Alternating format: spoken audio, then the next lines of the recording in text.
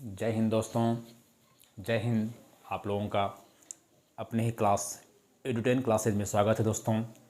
आज सुभाष चंद्र बोस की जयंती है। मैं कल भी बोल रहा था, आज मॉर्निंग में जो MCQ शुरू किए हैं मल्टीपल चॉइस क्वेश्चन, वो आज प्रस्तावना बताए थे मॉर्निंग में। आप लोग अपना कमेंट करें उस पर। और कोई भी अगर हम क्वेश्चन लाते हैं तो हम चाहते हैं कि प्रीवियस ईयर का क्वेश्चन बनाएं, मॉडल सेट नहीं। मॉडल सेट बनाने से कोई फ़ायदा है नहीं, क्वेश्चन प्रीवियस ही बनाएं। और मान ली अगर हम लिखते हैं अभी क्वेश्चन को टाइप करवाते हैं तो उसमें टाइम भी लगता है, संसाधन भी खर्च होता है, फ़ायदा वही होगा। इसलिए अभी कोई भी हम सेट चला सकते हैं। आप लोग सलाह दें तो क्वेश्चन तो ही रहेगा।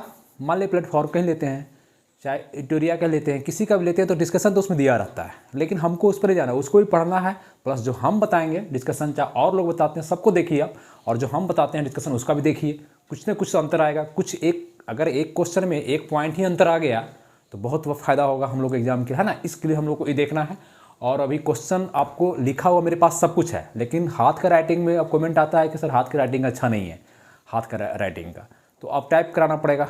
उसके लिए जाना पड़ेगा। 1 मैन आर्मी है, हम क्या हैं, 1 मैन आर्मी। अभी वो उतना करने का, अभी जाना फिर करवाना लाना, तो फिर व्यस्त हो जाएंगे हम। वीडियो भी देना है आप लोग को डेली, पर डे देना ही नहीं कि 2 दिन पर एक सप्ताह में एक वीडियो डाल रहे हैं, पर डे एक वीडियो दे रहे हैं। प्लस MCQ भी देना है। तो आप अभी ध्यान देंगे कि कहीं ना कहीं कोई भी सेट चलाएं, उसको आप ध्यान से बनाइए, देखिए और समझिए बात को, ठीक है। चलिए हम लोग आते हैं दोस्तों। चैनल को, आपका अपना चैनल है, इसको लाइक सब्सक्राइब करें, शेयर करें दोस्तों। अपने जितने भी लिंक हैं आपके पास, जितने पढ़ने वाले स्टूडेंट हैं उनके पास आप शेयर करें, सब्सक्राइब करवावें और लाइक करवावें, ठीक है। चलिए, फिजिक्स का जो है सेक्शन, अभी फिजिक्स ही चल रहा है, क्योंकि ग्रुप डी का भी ध्यान रखे हुए हैं, NTPC का भी ध्यान रखे हुए, मेनली ग्रुप डी का भी। ग्रुप डी का एग्जाम है, उसमें साइंस ज़्यादा पूछता है। 45 क्वेश्चन में लगभग 25 क्वेश्चन साइंस रहता है, जिसमें ज़्यादा फिजिक्स और केमिस्ट्री, बायोलॉजी 4-5, बाकी फिजिक्स 10 फिजिक्स 10 केमिस्ट्री क्वेश्चन रहता है दोस्तों। बहुत मायने रखता है। 100 क्वेश्चन में 25 क्वेश्चन मायने रखता है साइंस से पूछना। 10 करेंट और 7-8 करेंट रहता है, और 10 क्वेश्चन ट्रेडिशनल रहता है, हिस्ट्री ज्योग्राफी वगैरह का, है ना। तो उसके लिए सेट बनाएंगे तो हम लोग क्लियर हो जाएगा। इसलिए ग्रुप डी वाले स्टूडेंट सारा ध्यान दें, सेट तो जरूर बनाएं। जो बताएंगे आज से, जो बता रहे हैं वो भी देखिए, है ना। चलिए, फिजिक्स का देखते हैं सेक्शन। हम लोग अभी गति में ही चल रहे हैं, मोशन में ही चल रहे हैं, मेकानिज्म में, आपका यांत्रिक चैप्टर में ही चल रहे हैं हम लोग। उसी का एक है टॉपिक, संवेग संरक्षण का सिद्धांत। सिंपल है, संवेग संरक्षण का सिद्धांत, है ना।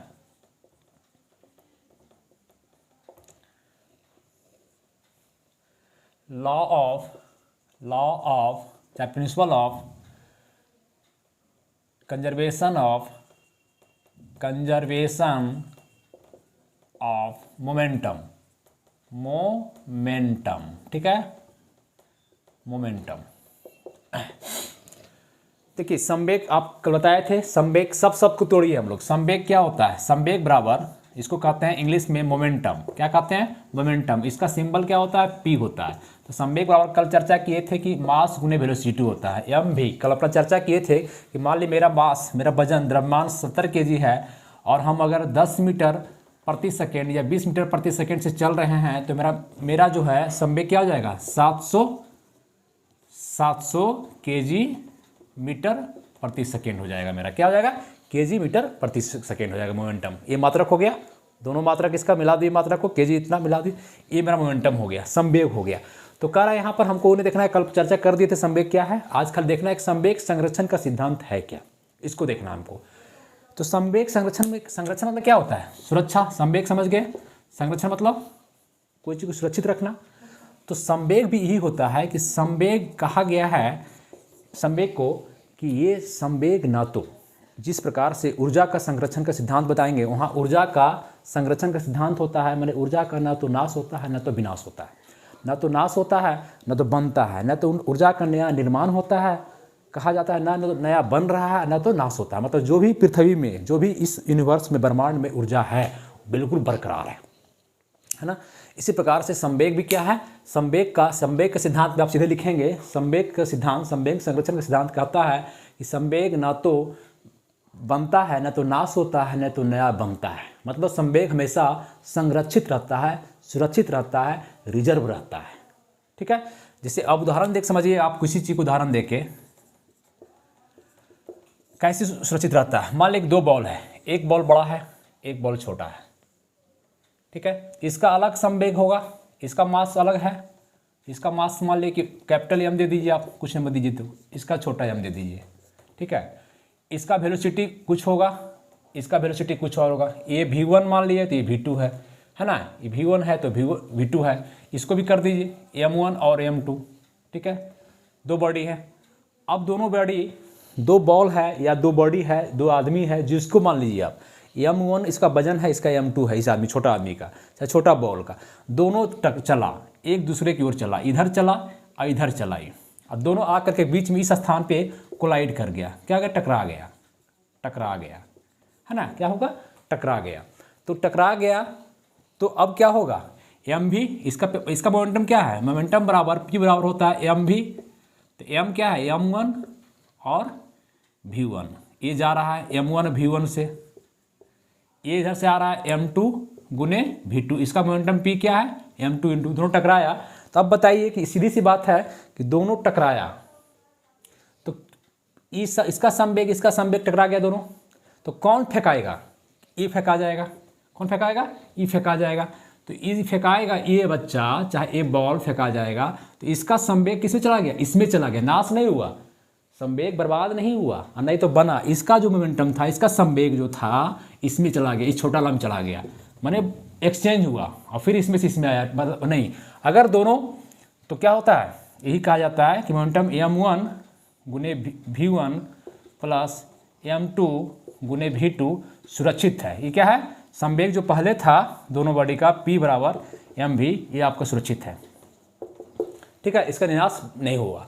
माने सपोज दैट दो बॉल है, दोनों सेम साइज का है, ये भी m है, ये भी m है, ये v है, ये v1 है, दोनों अगर टकरा जाए, दोनों टकरा जाएगा, दोनों गेंद अगर टकरा जाए तब क्या होगा? दोनों रुक जाएगा, क्योंकि जितना वजन इसका, जितना वजन इसका, जितना वेलोसिटी इसका, जितना वेलोसिटी इसका सेम दिए, दोनों आकर टकराएगा इस जगह पे, तो दोनों रुक जाएगा, एकाएक आकर रुक जाएगा, तो सुरक्षित। इसलिए संवेग का संरक्षण सिद्धांत कहता है कि नहीं तो संवेग का नाश होता है और नहीं तो नया बनता है, हमेशा सुरक्षित रहता है। ये संवेग का संरक्षण का सिद्धांत कहता है दोस्तों, ठीक है। जैसे आप रॉकेट का चलना, संवेग संरक्षण सिद्धांत है। रॉकेट क्या होता है? रॉकेट में भी होता है संवेग संरक्षण का सिद्धांत में। आपका एक चीज ध्यान दीजिएगा, पूछता है क्वेश्चन कभी कभी कि इसमें न्यूटन का फर्स्ट लॉ, जड़त्व का नियम जो बताए थे, जड़त्व का नियम या बल की परिभाषा जो मिलती है आपको, बल की परिभाषा मिलती है, प्लस न्यूटन का तीसरा नियम, प्रत्येक क्रिया के बराबर विपरीत प्रतिक्रिया होती है। कील ठोकना प्रत्येक क्रिया के बराबर विपरीत प्रतिक्रिया होती है। न्यूटन का तीसरा नियम, दोनों मिलाकर के संवेग संरक्षण बनता है, दोनों मिलाकर के संवेग संरक्षण का सिद्धांत कहा जाता है। न्यूटन का प्रथम लॉ और थर्ड लॉ का मिक्सर है संवेग संरक्षण, फर्स्ट लॉ और थर्ड लॉ। कैसे? मान लीजिए रॉकेट ही जा रहा है, तो रॉकेट को हम लोग छोड़ते हैं, रॉकेट अगर जाता है इस तरह से ऊपर जा रहा है रॉकेट, तो इधर धुआं निकलता है ना धुआं। तो ये जो आपका है, कह रहा है कि धुआं जो निकलता है, ये जो है इसका द्रव्यमान कम से जाता है धुआं, तो जिस फोर्स से यहाँ निकल रहा है तो धुआं भी इसको धकेल रहा है। तो ये न्यूटन का थर्ड लॉ कहता है, action to reaction, third law में है। फर्स्ट लॉ क्या कहता है? बल की परिभाषा, जो बल लगा रहा है, तो फर्स्ट लॉ हो गया।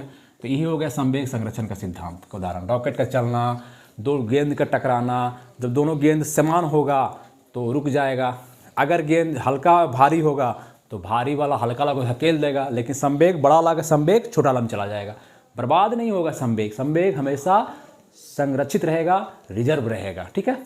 चलिए आइए, अब जैसे भी क्वेश्चन पूछेगा आपको घुमा के संवेग संरक्षण पे आपको बना देना है, ठीक है। स्क्रीनशॉट लीजिए इसका।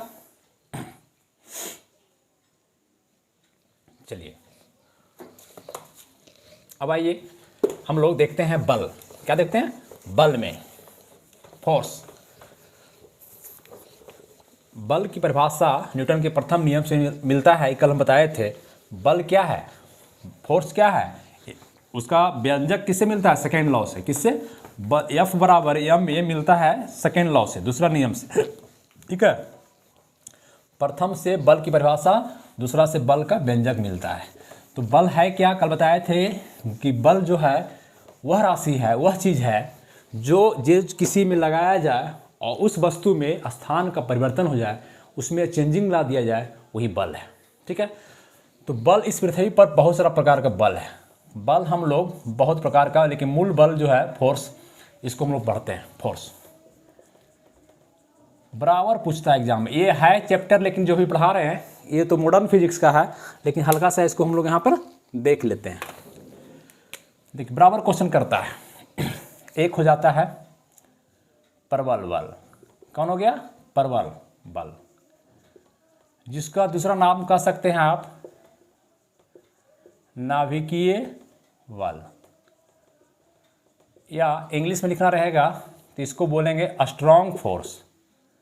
स्ट्रॉन्ग फोर्स इसको बोलना रहेगा तो बोलेंगे न्यूक्लियर फोर्स। न्यूक्लियर फोर्स है ना। एक बल हम बताइए। दूसरा बल वैद्युत चुंबकीय बल।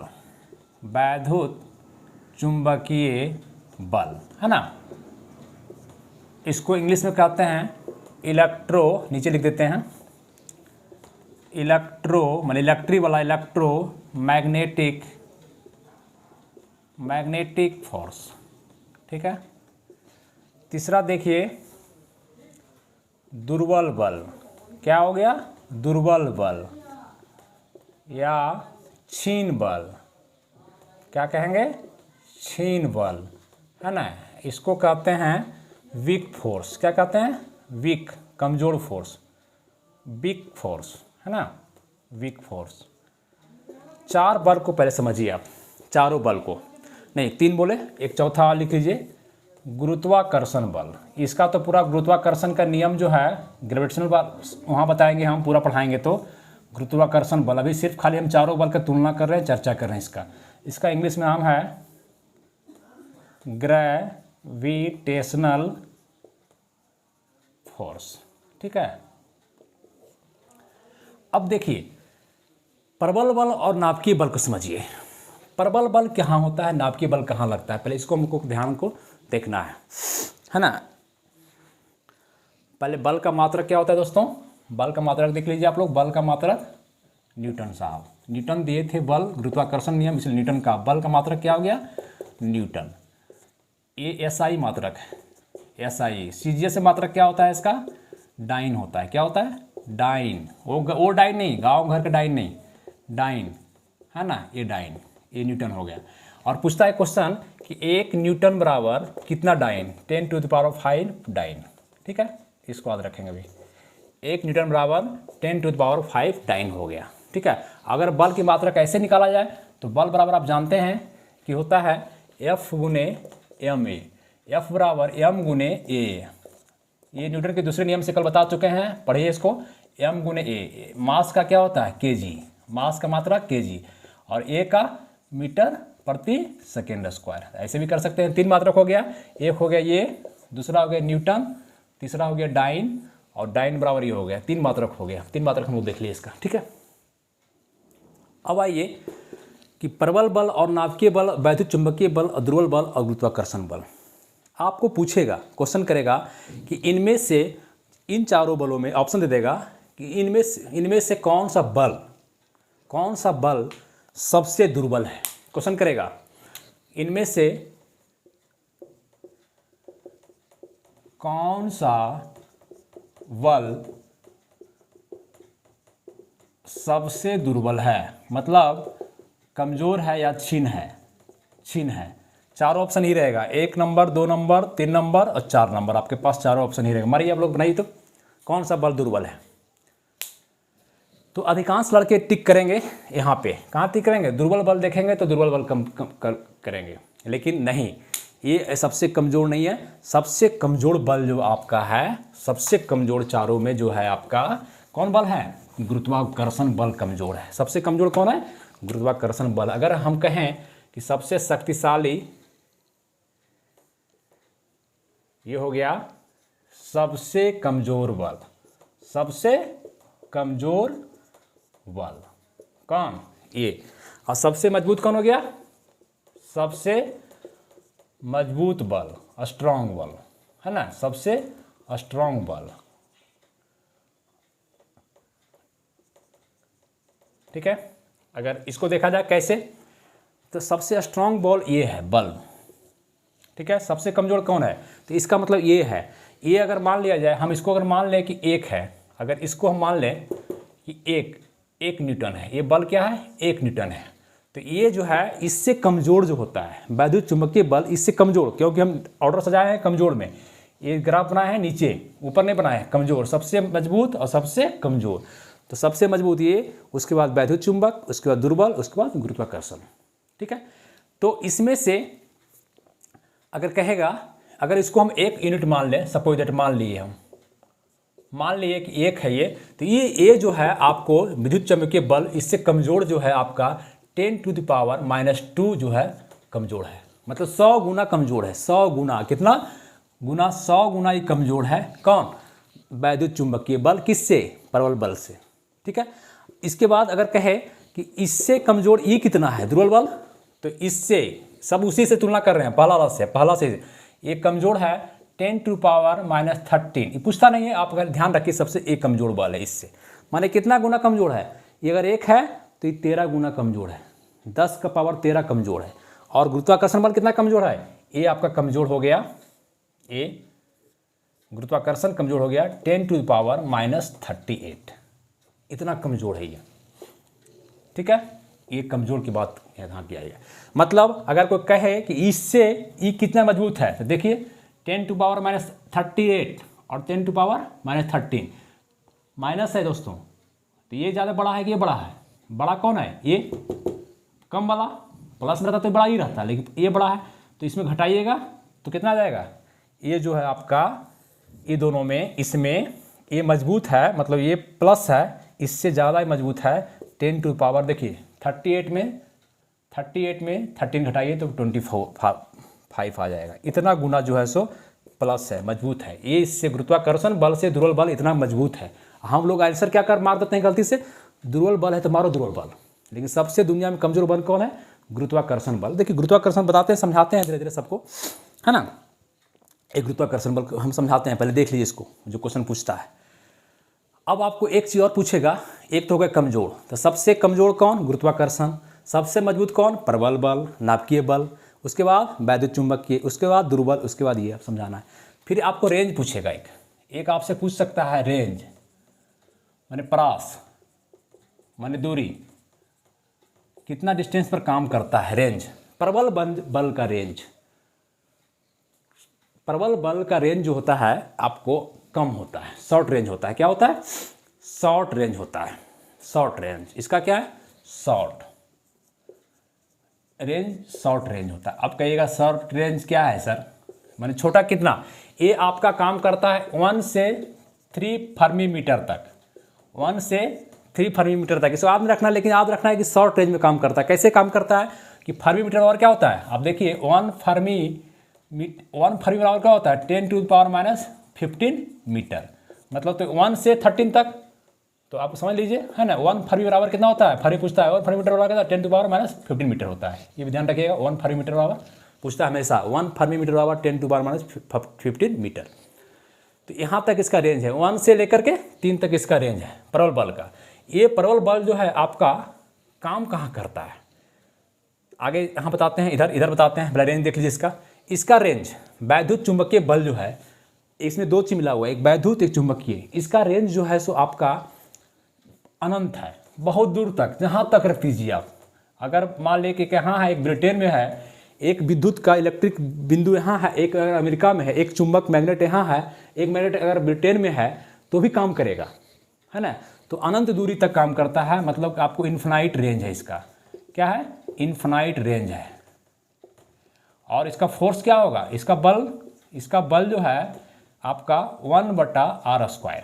इसको याद रखिए, जैसे आप दूरी बढ़ाइएगा बल कमजोर हो जाएगा, ये बढ़ेगा तो ये कमजोर होगा, बल बढ़ेगा तो ये कमजोर होगा, दूरी बढ़ाइएगा तो ये कमजोर हो जाएगा, दूरी शॉर्ट कीजिएगा तो इसको घटाइएगा तो ये बढ़ेगा बल, है ना। ये जानते हैं ना, रेसिप्रोकल में बार बार चर्चा करते हैं, तो इसका ये होता है, ठीक है। अब आइए दुर्बल बल और क्षीण बल। दुर्बल बल और क्षीण बल, इसका तो रेंज और वेरी शॉर्ट होता है, वेरी, यहाँ लगाए शॉर्ट, यहाँ वेरी शॉर्ट रेंज, माने सबसे अगर पूछे कि शॉर्ट रेंज किसका है तो आप किसका बताएंगे, दुर्बल बल का। उसके बाद रेंज सबसे कम इसका, उसके बाद ये दोनों का सेम है, वेरी शॉर्ट रेंज इसका काम करता है। इसका रेंज आपका वही, फिर इसमें फोर्स क्या होगा, फोर्स शॉर्ट रेंज। अब देखिए गुरुत्वाकर्षण का, इसका रेंज भी अनंत होता है, अनंत क्या होता है, अनंत दूरी तक होता है, दूरी तक होता है। मतलब इसमें फोर्स भी 1/r² का ये हो जाएगा, ठीक है। जैसे बढ़ाइएगा दूरी आपको ये क्लियर हो जाएगा, ठीक है। अब देखिए मिटाते हैं इधर। अब समझ लीजिए, ये चीज़ बता दिए कि सबसे आपका प्रबल बल कौन है, ये है, सबसे दुर्बल बल ये है, रेंज क्या है इसका, सबसे ज़्यादा रेंज किसका होता है तो गुरुत्वाकर्षण बल का होता है, वैद्युत चुंबकीय बल का होता है, दोनों का एकदम रेंज अनंत होता है।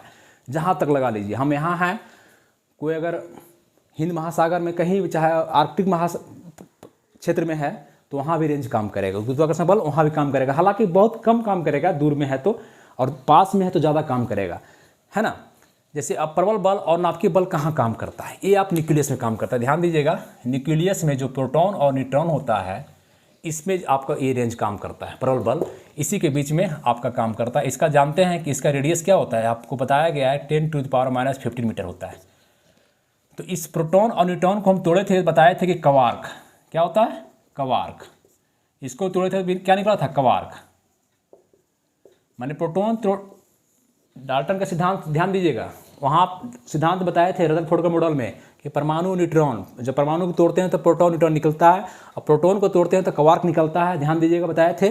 और न्यूट्रॉन को तोड़ेंगे तो क्वार्क निकलेगा। इलेक्ट्रॉन नहीं टूटता। अगर पूछे आपको मूल तत्व, मूल इकाई कौन है जिसको तोड़ा नहीं जा सकता है, तो इलेक्ट्रॉन को नहीं तोड़ा गया आज तक। इलेक्ट्रॉन अभी टूटा नहीं है, इलेक्ट्रॉन भी कुछ टूट कर निकला, लेकिन प्रोटॉन को तोड़ दिया गया, क्वार्कों से बना है, 6 क्वार्क से बना है। ये न्यूट्रॉन भी तोड़ दिया गया, इसको क्वार्क से बना है। तो ये आपको क्वार्कों के बीच काम करता है। किसके बीच काम करता है, क्वार्क। अगर कोई पूछे प्रबल बल कहाँ काम करता है तो न्यूक्लियस है, इसको इसीलिए इसका नाम है नाभिकीय बल। क्या नाम है इसका, नाभिकीय बल। प्रबल बल कहिए, नाभिकीय बल कहिए, न्यूक्लियर फोर्स कहिए, ये आपका क्वार्क के बीच में काम करता है। प्रोटॉन और न्यूट्रॉन की जरूरत है, इसी क्वार्क के बीच में काम करता है। क्लियर, शॉर्ट रेंज देख लीजिए, इसका रेंज देख लिए। अब आइए वैद्युत चुंबकीय बल, ये 2 चीज से बना है, एक वैद्युत शब्द, एक चुंबकीय। वैद्युत समझते हैं, मान ली 2 अगर चार्ज है, एक चार्ज अगर Q1 है और एक चार्ज यहाँ रखे Q2 रख दे, ये दूरी है, डिस्टेंस R। कुछ भी हो सकता है, पटना से इलाहाबाद भी हो सकता है, चाहे मेरा रूम ई रूम से ई रूम हो सकता है, चाहे आपसे हमके हमारे बीच में हो सकता है। ये Q1 चार्ज है, Q2 चार्ज है, R है। तो वैद्युत चुंबकीय बल, वैद्युत बल कहता है, वैद्युत बल बराबर होता है फोर्स बराबर वैद्युत बल बराबर, सिर्फ वैद्युत बल बराबर होता है 1/4 पाई एप्सिलॉन गुने ये, इतना रखिए, Q1 गुने Q2, जैसे M1 में लगाते हैं वैसे Q1 गुने Q2/r²। इसको याद रखना जरूरी नहीं है, आपका ध्यान रखिए इसको, है ना। ये होता है। चुंबकीय बल में क्या होगा, वहाँ भी ही हो जाएगा। चुंबकीय बल में सिर्फ होता है कि मैग्नेट हो जाएगा। तो मैग्नेट का क्या होता है, M1, और यहाँ पर दूसरा मैग्नेट ले लीजिए M2। एक मैग्नेट ये है M1, एक मैग्नेट M2 है। इन दोनों के बीच में कोई डिस्टेंस होगा R। तो यही होता है, इसका भी होता है फोर्स बराबर M1 गुने M2/r²। लेकिन डायरेक्टली प्रोपोर्शनल हटाने के लिए यहाँ पर लिख जाता है 1/4 पाई म्यू बोला जाता है इसको, 4 पाई म्यू।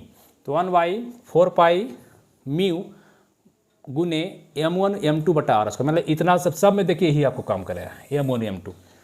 तो ये 2 चीज़ से मिलकर बना है। वैद्युत फोर्स ये हो गया, ये वैद्युत फोर्स हो गया, ये चुंबकीय फोर्स ये हो गया, और दोनों को वैद्युत चुंबकीय फोर्स कहा जाता है। इसका हम बताएं कि आपको अनंत दूरी तक काम करता है।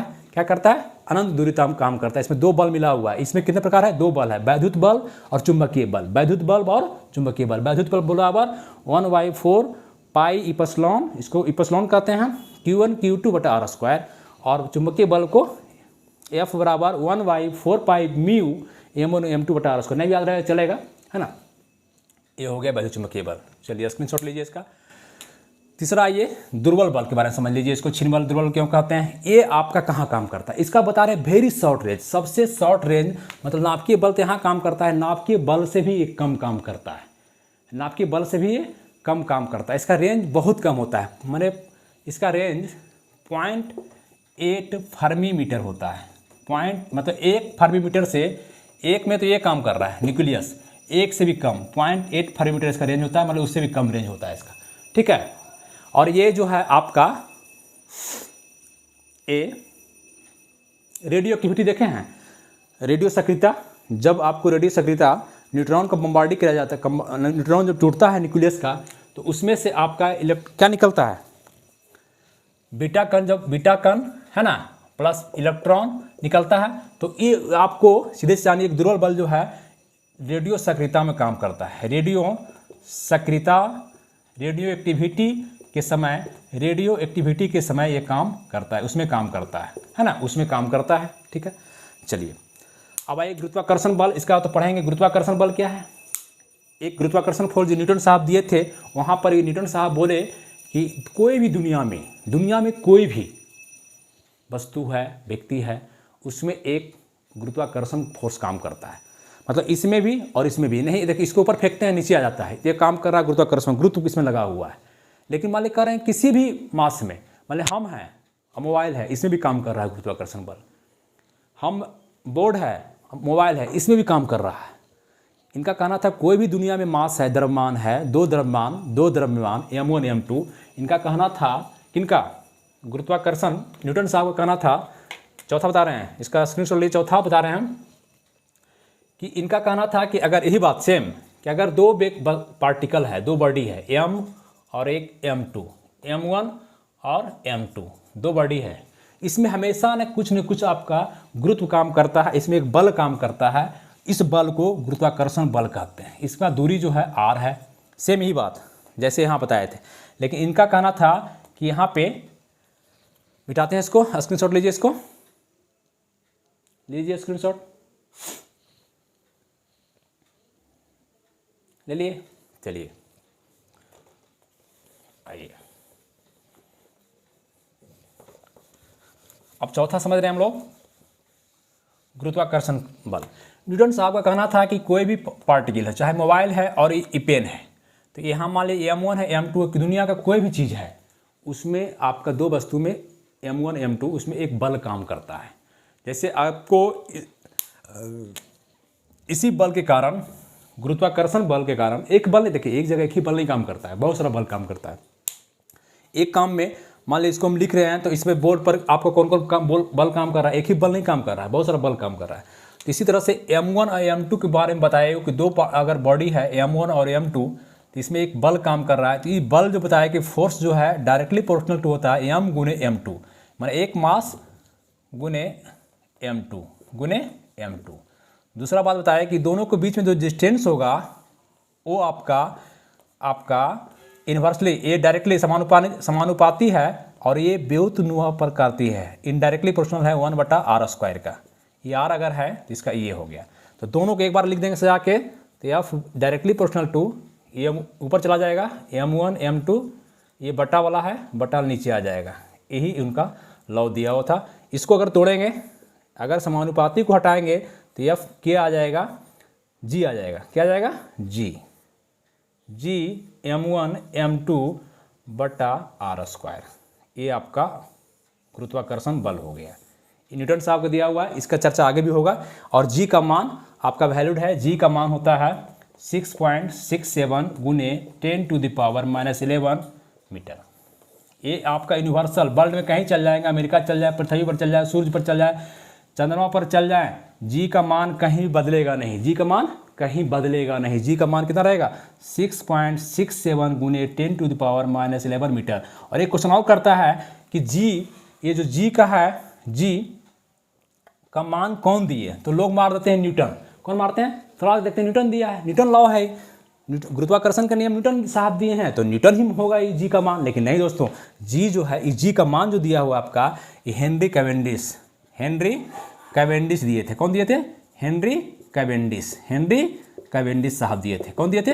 हेनरी। क्वेश्चन पूछा हुआ है ये कि जी का मान कौन दिया, क्वेश्चन आया हुआ है, हेनरी कैवेंडिश ने दिया था। ठीक है, एक गुरुत्वाकर्षण बल हो गया, और इसी बल के कारण आपका अभिकेंद्रीय बल के कारण भी, इसके बल के कारण भी सूर्य के चारों ओर चक्कर लगा रहा है, पृथ्वी लगा रहा है, हम लोग अट्रैक्ट हैं एक दूसरे के प्रति, है ना, सब बल के कारण ये आपका क्लियर हो गया।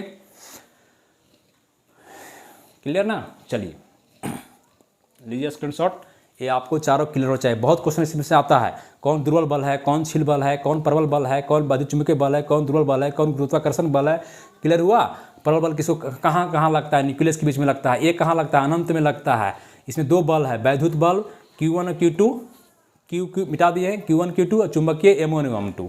ये दुर्बल बल क्या है? ये जब रेडियो सक्रियता होती है उसमें लगता है। ये कहाँ? ये तो सारे पृथ्वी पर जितने वस्तु है, जितने भी दो वस्तु है द्रव्यमान, दो द्रव्यमान के बीच में हमेशा एक बल काम करता है, ये गुरुत्वाकर्षण का बल कहा जाता है इसमें। ठीक है, ये आपका सारा क्लियर हो गया। ठीक है, फेरोमीटर क्या है, परास क्या है, रेंज क्या है, सब क्लियर हो गया आपका। एक दो बार देखिए वीडियो किसको। चलिए मिटा दें।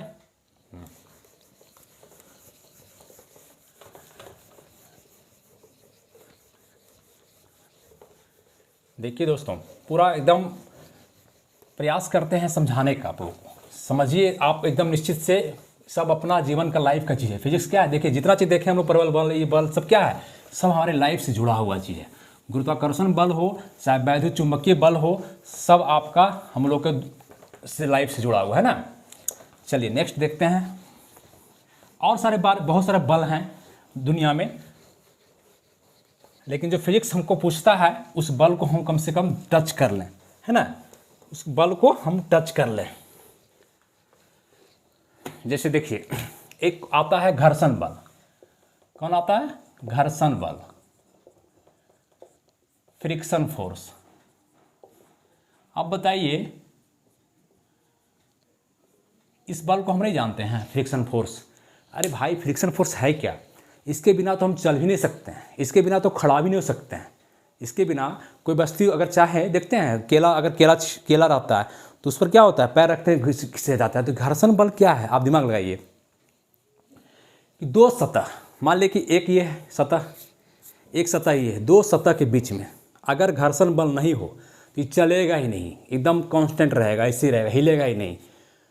ठीक है, अगर इसके बीच में थोड़ा सा भी कुछ अगर घर्षण बल रहेगा तभी चलेगा, चाहे खड़ा होगा, है ना। तो घर्षण बल हमेशा जो है सो आपको वस्तु को चलने के लिए, खड़ा होने के लिए लाभदायक भी है। क्यों? कि आप एक चीज़ याद रखिएगा, घर्षण बल हमेशा उल्टा लगता है। मान लीजिए कि अगर कोई ये रास्ता है, ठीक है, इस पर कोई अगर बस जा रही है, क्या है, ये बस है, जा रही है, ये बस जा रही है, ठीक है। तो इसमें इस एक सतह ये है, एक सतह इसका रोड हो गया, एक सतह बस का ये चक्का हो गया, बस का ये क्या हो गया, चक्का सतह हो गया, चक्का सतह हो गया, ठीक है। तो ये आपका रोड सतह पर डिपेंड, आपका सतह की प्रकृति होनी चाहिए, सतह कैसा है ये जरूरी है। सतह चौड़ा है कि लंबा उससे मतलब नहीं, ये चौड़ा रहे रोड, चाहे छोटा रहे चाहे मोटा रहे।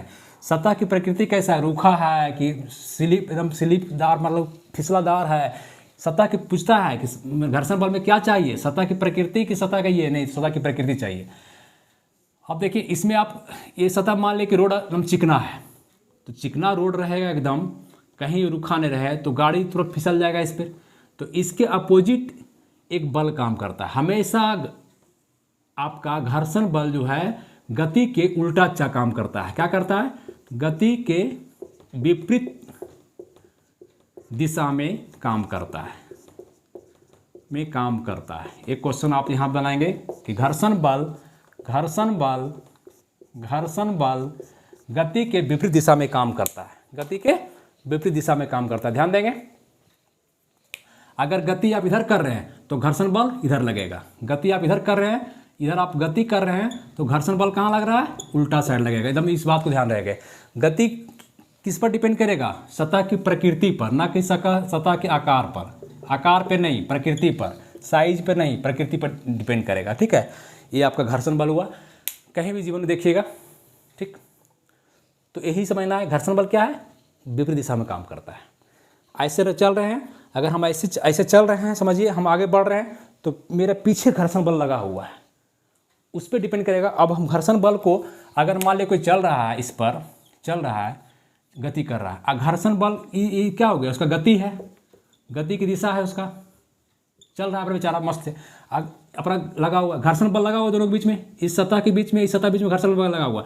अगर घर्षण बल क्या लगता है, उल्टा लगता है, उल्टा लगता है। अगर इसको बढ़ा दें हम, घर्षण बल को बढ़ा दें तो क्या होगा, गति इसका बढ़ेगा घटेगा, इस आदमी का, इसको बढ़ा दें, इधर ज़्यादा खींचे हम, रुखा कर दें इसको, चाहे जैसे भी कर दें, इस सतह को कुछ कर दें, रुखा कर दें, गड्ढा खोद दें, बालू डाल दें, तो घर्षण बल क्या हो जाएगा, बढ़ जाएगा। पीछे का बल क्या होगा, बढ़ा दिए तो बढ़ा दिए, गति क्या हो जाएगा, कम हो जाएगा इसका। अगर घर्षण बल को घटा दें, ये जो हम बल पीछे लगाए हुए हैं, घर्षण बल पीछे लगता है, हमेशा पीछे उल्टा लगता है, अगर घटा दें तो ये आदमी लुढ़क जाएगा, बढ़ जाएगा गति इसका। बात समझ रहे हैं, ये आपको ध्यान रखिएगा। क्वेश्चन करेगा आपसे एग्जाम में कि अगर घर्षण बल को बढ़ा दिया जाए तो किसी भी व्यक्ति का, वस्तु का, पार्टिकल का गति क्या होगा। अगर घर्षण बल को बढ़ा दिया जाए, घर्षण बल को बढ़ा दिया जाए तो उसका गति क्या होगा। ऑप्शन दे देगा, बढ़ेगा, घटेगा, अपरिवर्तित रहेगा, कोई नहीं। क्या मारेंगे, घर्षण बल बढ़ा दिए मतलब विपरीत दिशा में उसका बढ़ा दिए तो इसका क्या हो जाएगा, गति क्या हो जाएगा, घट जाएगा। टिक मारेंगे, सेकंड घट जाएगा। इस तरह से आप बनाइए, प्रैक्टिस कीजिए क्वेश्चन आप, है ना। इस तरह से अगर कहेगा घर्षण बल को कम कर दिया जाए, माने घटा दिया जाए, जितना लगा हुआ था पीछे में बल इसका, उसको कम कर दें तो गति क्या हो जाएगा, बढ़ जाएगा उसका, क्या हो जाएगा, बढ़ जाएगा उसका। ठीक है, ये घर्षण बल हुआ। अब घर्षण बल के प्रकार पूछेगा आपसे कि घर्षण बल का प्रकार कितने हैं। घर्षण बल के प्रकार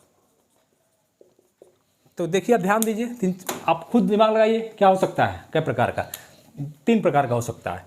एक तो होगा स्थैतिक घर्षण बल, स्थैतिक, ठीक है, स्थैतिक घर्षण बल मतलब स्टैटिक फ्रिक्शन फोर्स, है ना। दूसरा क्या हो जाएगा, दूसरा सर्पी घर्षण बल, इसको कहते हैं सर्पी घर्षण बल। सर्पी घर्षण मतलब स्लाइडिंग फ्रिक्शन फोर्स, ठीक है। तीसरा हो जाएगा लोटनिक घर्षण बल मतलब रोलिंग फ्रिक्शन फोर्स, ठीक है। 3 तरह का बात बताए। स्थैतिक देखिए कुछ नहीं है, सिर्फ लिख दिए स्थैतिक मतलब स्थिति एकदम स्थैतिक, स्टैटिक नहीं कहते हैं, स्टैटिक जीके है, हम पढ़ते हैं स्टैटिक जीके मतलब वो जीके बदलेगा नहीं, कोई सब्जेक्ट है स्टैटिक है, कांस्टेंट रहता है, हमेशा वही रहेगा, स्टैटिक जीके हो गया वो। तो उसी तरह से स्टैटिक वास्तव में कोई वस्तु अगर है वो अपने स्थान से खिसके ही नहीं, कितना ही फोर्स लगाइए, ये घर्षण इसमें कुछ काम ही नहीं करता है, यहीं पर कांस्टेंट रहेगा, है ना। उसको आप उलट सकते हैं, उठा के ले जा सकते हैं इसको, लेकिन खिसका के नहीं ले जा सकते हैं इसको खिसका के यहाँ नहीं ले जा सकता है, उठा के ले जा सकता है। ये आपको स्थैतिक घर्षण बोलोगे, मतलब आपका घर्षण उसमें नहीं हो, घर्षण इसमें नहीं होगा, फ्रिक्शन इसमें नहीं होगा, घसकेगा नहीं, स्टैटिक हिलाते रहिए। दूसरा होगा सर्पी घर्षण बल, स्लाइडिंग, इसमें आपको स्लाइड कर दिएगा तो खसकेगा, यहाँ से अगर खिसका रहे हैं तो आपको यहाँ से यहाँ जाएगा, स्लाइडिंग करते रहेगा, है ना। खिसका सकते हैं, स्लाइडिंग कर सकते हैं आप, खिसका सकते हैं, स्लाइडिंग फोर्स हो गया, स्लाइडिंग घर्षण बल हो गया, ठीक है।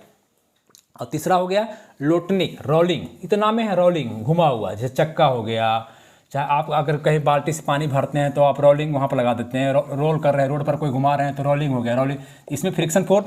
तो आप बताइए कि तीनों में सबसे ज़्यादा फ्रिक्शन फोर्स किसका है, सबसे ज़्यादा फ्रिक्शन फोर्स किसका है, दिमाग लगाइए। सबसे ज़्यादा फ्रिक्शन फोर्स पहली बात कि उल्टा साइड लगता है, ये गति कर रहा है इधर, इस दिशा में अगर गति कर रहा है तो फ्रिक्शन फोर्स इधर लग रहा है, फ्रिक्शन कहाँ लग रहा है, इधर फोर्स लग रहा है, इधर कर रहा है। तो हम कह रहे हैं सबसे ज़्यादा घर्षण बल इसमें किसका है, स्थैतिक का कि सर्पी का कि लोटनिक का, क्वेश्चन करेगा आपसे। तो किसका रहेगा, इसका ज़्यादा है, स्थैतिक का ज़्यादा, तब नहीं घसकने नहीं दिया इसको, तो सबसे ज़्यादा स्थैतिक इसका है, उसके बाद इसका, उसके बाद इसका। अगर क्वेश्चन उल्टा करे कि सबसे कमज़ोर घर्षण बल किसका होता है, सबसे कमजोर घर्षण बल किसका होता है? इसका होता है। इसमें बल कम होता है, अगर बल ही कम गया तब नहीं घसक के चला जाता है रोलिंग में। देखते हैं ऐसे चक्का मान लिया है टायर का, बैलगाड़ी का, तो इसमें अब क्या है, घर्षण बल रोड ये है, तो यहाँ देखिए यहाँ पर घर्षण बल कम काम कर रहा है, तो कम कर दिया, घर्षण बल को क्या कर दिया? कम कर दिया। तो सबसे कम घर्षण बल जो होता है लोटनिक का होता है, इसीलिए गति ज़्यादा तेज़ी से करता है। घर्षण बल कम रहेगा तो गति तेज करेगा, घर्षण बल बढ़ा दीजिएगा, मैंने पीछे साथ कोई धक्का मारेगा, सो सिंपल बात है, पीछे साथ कोई खींचेगा, घर्षण बल पीछे खींच रहा है तो आदमी आगे बढ़ेगा? नहीं बढ़ेगा आदमी, है ना। तो घर्षण बल पीछे लगता है, और जिसका घर्षण बल ज़्यादा रहेगा वो आदमी, वो वस्तु ज़्यादा हिलेगा नहीं। घर्षण बल कम कर दीजिएगा, थोड़ा कम खींचना पीछे कम कर दीजिएगा तो हम आगे बढ़ जाएंगे। तो लोटनिक का घर्षण बल सबसे कम होता है। क्या होता है? सबसे कम घर्षण बल किसका होता है? लोटनिक का होता है। ठीक है, जैसे अभी सीधा खड़ा होता है, उदाहरण दे सकते हैं बहुत, जीवन में अगर सीधा खड़ा होते हैं तो हम अगर नहीं, अगर घर्षण बल रहे तो खड़ा होंगे नहीं, गिर जाएंगे हम, तुरंत स्लाइड कर तुरंत गिर जाएंगे, घर्षण बल के कारण ही खड़ा रहते हैं, है ना। ब्लैक बोर्ड पर लिख रहे हैं, ये भी घर्षण बल के कारण लिख रहे हैं। अब घर्षण बल का हानि भी है दुनिया में, लाभ अगर बहुत सारा इसका घर्षण बल का है तो हानि भी है, क्योंकि घर्षण बल के कारण देखते हैं फैक्ट्री मशीन का टूटना फूटना, घिसना, चक्का का आटा मिल देखिए, चक्का आटा मिल जो गाँव में पिसाते हैं चक्का, तो देखते हैं बराबर उसको मशीन बदलना पड़ता है कुछ दिन में, क्यों? पिस जाता है, बालू भी इसमें जो चक्का होता है वो भी पिसते रहता है, घर्षण करते रहता है, कोई मशीन भी घर्षण करते रहता है। और घर्षण बल को कम करने के लिए क्वेश्चन करता है, घर्षण बल को कम करने के लिए क्या लगाया जाता है? तो लुब्रिकेंट्स, क्या लगाया जाता है? लुब्रिकेंट्स, है ना, लुब्रिकेंट्स लगाया जाता है। इसको हिंदी में भी लिख सकते हैं लुब्रिकेंट्स, है ना, लुब्रिकेंट्स लगाया जाता है इसको घर्षण बल को कम करने के लिए। आया क्लियर? दिक्कत नहीं है? क्लियर हो गया? चलिए मिटा दें इसको। चलिए दोस्तों, आइए दोस्तों, चैनल को बीच बीच में लाइक सब्सक्राइब ठोकते रहिए, करते रहिए आप लोग, ठीक ना, तब मनोबल मेरा भी बना रहेगा। और पढ़ाने में देख रहे हैं शांत हो जाते हैं कभी कभी,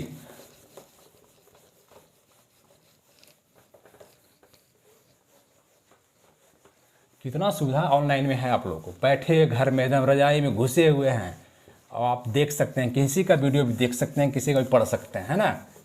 अच्छी बात है, आप लोग सुविधा दिया गया है, ये ऑनलाइन क्लास में होना भी चाहिए, यही करना क्रांति है, यही शिक्षा क्रांति है। इसका फ़ायदा लीजिए आप लोग, पूरा भरपूर मज़ा लीजिए रजाई में घुस करके, ठीक है। चलिए आइए एक दो बल और देख लेते हैं। एक है अभिकेंद्रीय बल, अभिकेंद्रीय बल, अभिकेंद्रीय बल, इसको कहते हैं इंग्लिश में सेंट्रीपिटल फोर्स, सेंट्रीपिटल फोर्स कहते हैं। कुछ नहीं है, अभिकेंद्रीय बल भी आपका कुछ नहीं है, अभिकेंद्रीय बल नाम से, अभी मतलब अंदर। जैसे देखिए एक मान लीजिए वृत्त है, क्या है,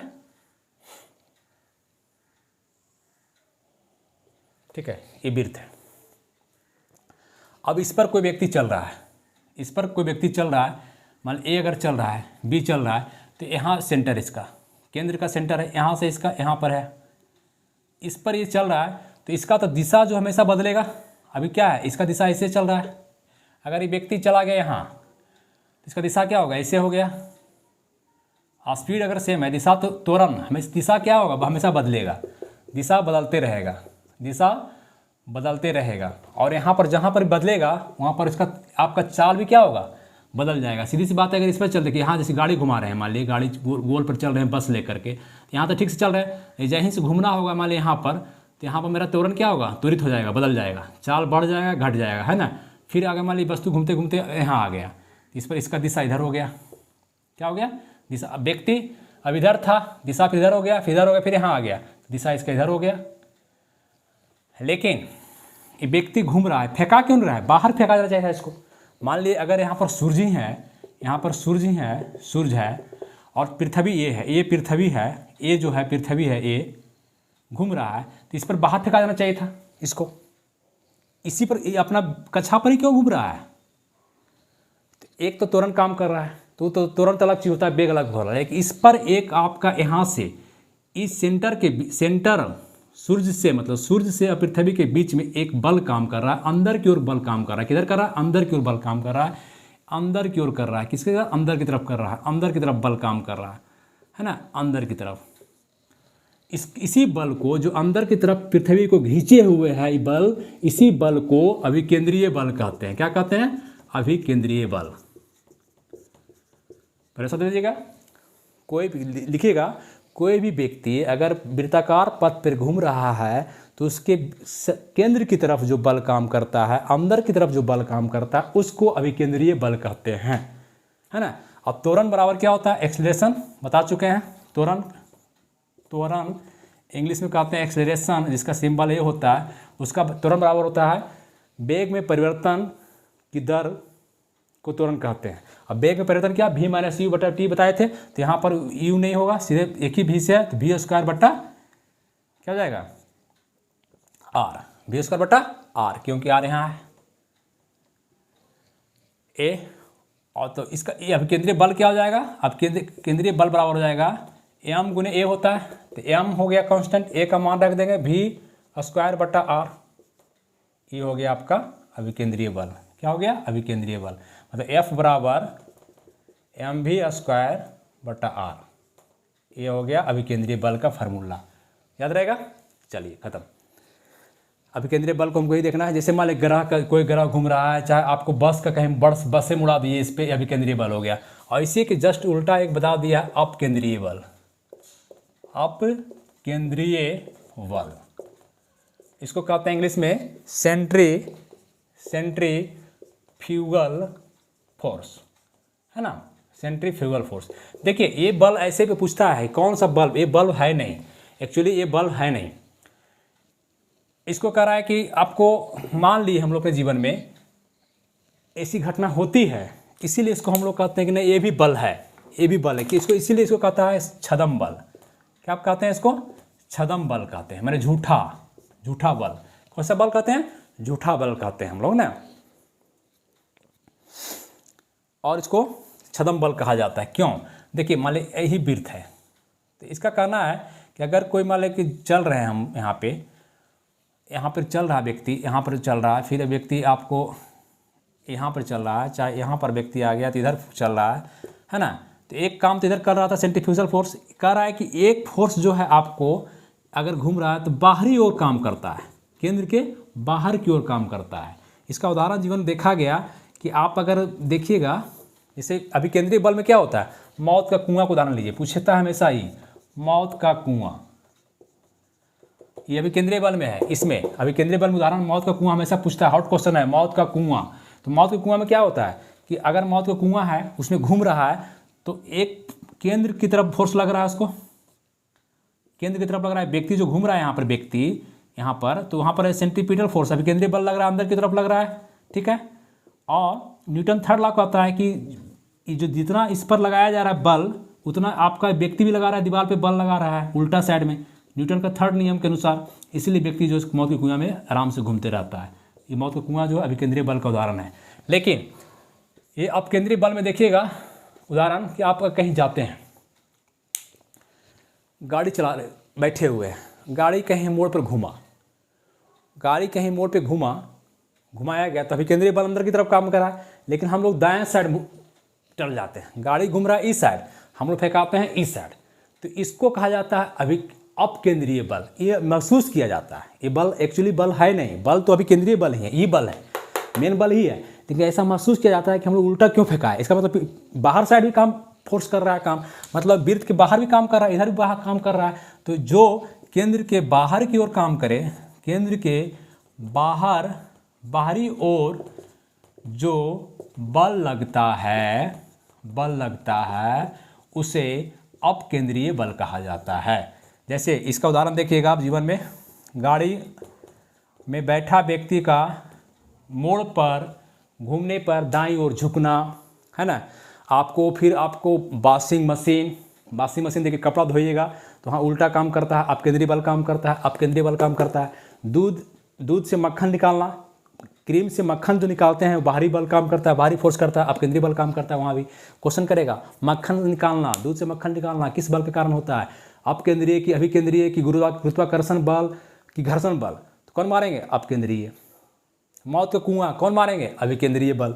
तो इस पर ध्यान दीजिएगा, अंदर बल कौन काम कर रहा है, ऊपर ये बल झूठा बल है, लेकिन उदाहरण ड्राई क्लीनर से जो काम करता है ये है, आपको गाड़ी में उल्टा झटका लगना, आपका फिर मक्खन निकालना, वॉशिंग मशीन का, ये इसका उदाहरण है, अब केंद्रीय बल का उदाहरण है दोस्तों। ये सब सारा क्लियर, आपका बल लगभग क्लियर हो गया। और बल आघूर्ण वगैरह अगला क्लास में हम लोग देखेंगे, है ना। अभी बल आघूर्ण देखना है, उत्तोलक क्या है, लीवर क्या है, ये सब सिंपल चीज़ है, सब देखते चलेंगे हम लोग आगे, ठीक है। चलिए, थैंक यू। आप लोग अपना दोस्तों चैनल को लाइक सब्सक्राइब करें, शेयर करें, और मैं अपना कंटिन्यू अपना जारी रखूँगा काम अपना। Thank you, thank you.